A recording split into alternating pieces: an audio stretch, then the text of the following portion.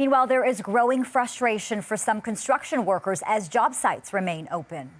Anymore because I'm scared too. I got an 86-year-old home with oxygen at home. This was the scene at a job site in Etobicoke today, where a union representative was speaking to workers and voicing his concerns about their safety in light of this pandemic.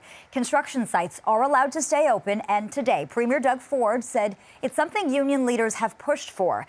But Ford is once again telling workers to walk off the job if they just don't feel safe. And I'll have zero tolerance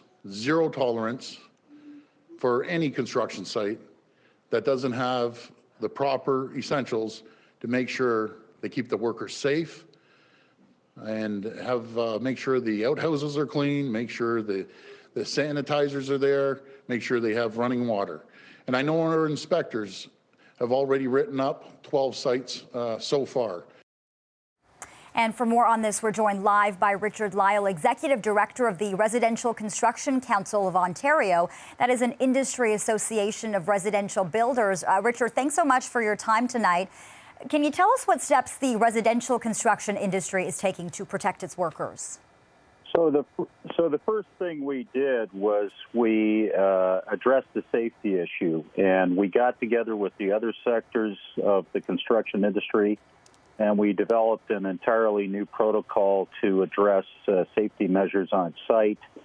That went to the IHSA and received the endorsement which is a labor management endorsement.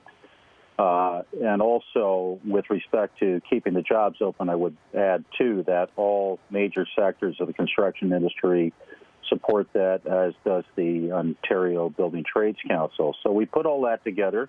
That got through last week pretty much in record time, and it's been widely disseminated to all parties. We're just working really hard as we can, and all our members are working very hard. All staff, management staff, site staff, and so on, to implement these measures, many of which were in place already.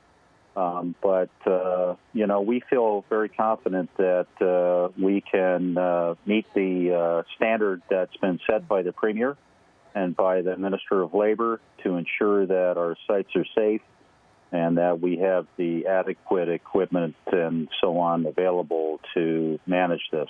Right. Now, having said that, we do have some problems. There has been some pilferage of supplies, like missing hand sanitizers, things like that, and they then have to be replaced. And there has been some, I don't know what you'd call it, there's been some interesting developments related to, I think, certain interests that would rather see construction halted.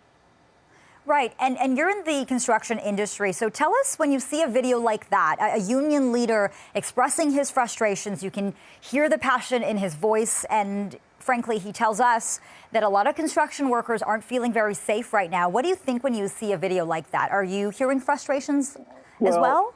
You know, I got to say something about that in particular. I don't think anyone is feeling really safe right now in Ontario. You know, we're facing an extraordinary, unprecedented challenge in our history, and that performance by the rep was more theater than useful in any real way. In fact, I perceive that as more of a hazard than anything else, to go onto a site and just scare people. Construction workers are very smart people. They know their rights.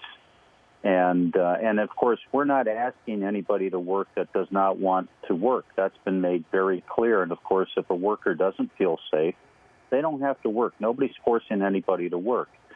So, you know, it was unfortunate that that happened, and it's been disseminated because it adds to the fear-mongering that's going on right now, some of which is over the top and, frankly, unhelpful. We've all got a job to do. And I can tell you, on a construction site, you know, when you're on a construction site, everyone is there together.